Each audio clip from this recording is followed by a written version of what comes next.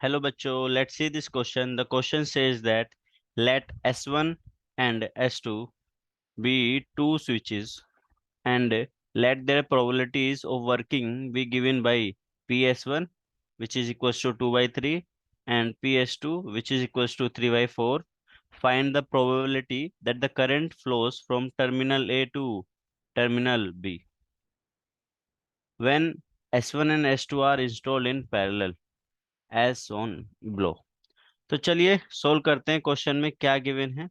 देखो बच्चों, एक सर्किट दे रखा है और हमें क्या करना है, टर्मिनल ए से टर्मिनल बी तक करंट फ्लो करे इसकी प्रोबेबिलिटी निकालनी है। और ए से बी के बीच में, terminal A and terminal B के बीच में क्या है, दो स्विचेस इंस्टॉल्ड है और वो दोनों स्विचेस कैसे हैं, पैरेलल हैं। ठीक है। अब हमें दिया क्या हुआ है, दिया हुआ है कि भाई स्विच S1 के वर्किंग होने की प्रोबेबिलिटी 2/3 है, स्विच S2 के वर्किंग होने की प्रोबेबिलिटी 3/4 है। तो देखो एक प्रॉपर्टी होती है ना।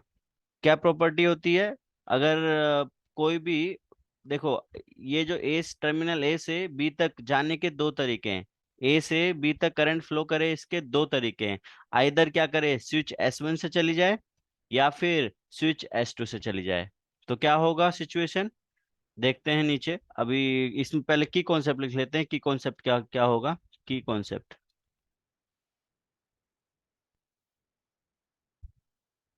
देखो स्विच S1 का वर्किंग कंडीशन में होना ये एक इंडिपेंडेंट इवेंट है और स्विच S2 का भी वर्किंग कंडीशन में होना ये भी इंडिपेंडेंट है, ये दोनों एक दूसरे पे डिपेंड नहीं करेंगे। तो हम वो लिख सकते हैं if event A and B, event A and B are independent,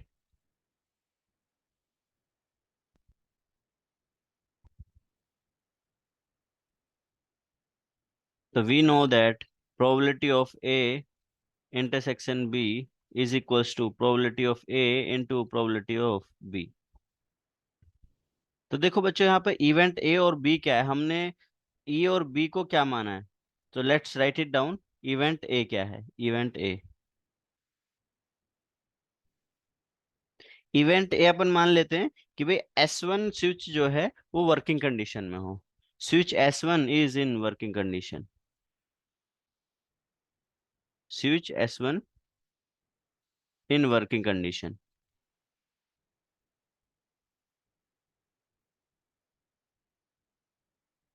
working condition. Event B क्या है, इवेंट बी है switch S2 in working condition, in working condition.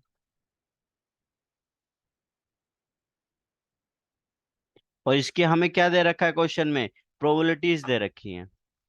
क्या दिया हुआ है, पी स्विच S1 के वर्किंग कंडीशन होने की प्रोबेबिलिटी क्या है, 2/3, तो हम इसको पी ए बोल देंगे।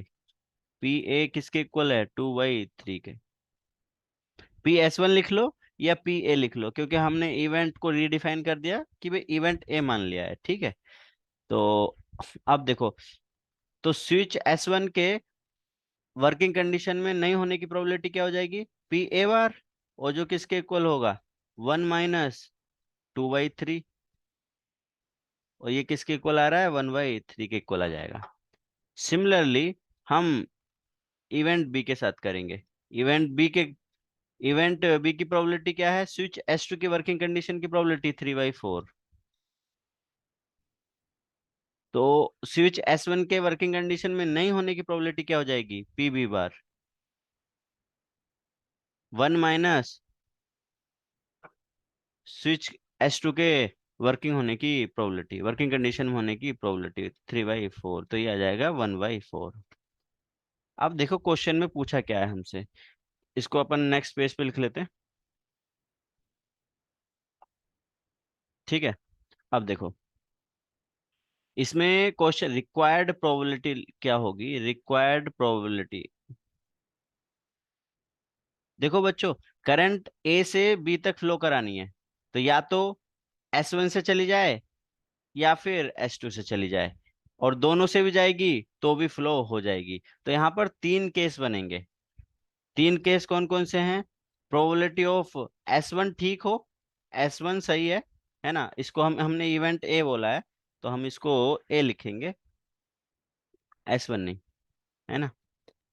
ठीक है, तो प्रोबेबिलिटी ऑफ ए मतलब S1 ठीक है इंटरसेक्शन, और S2 क्या है, खराब है, वो वर्किंग कंडीशन में नहीं है, तो पीवी बार। अगर ये केस होगा तो हमारी करंट कहाँ से फ्लो हो जाएगी, ए से बी तक S1 स्विच के थ्रू फ्लो हो जाएगी, प्लस प्रोबेबिलिटी ऑफ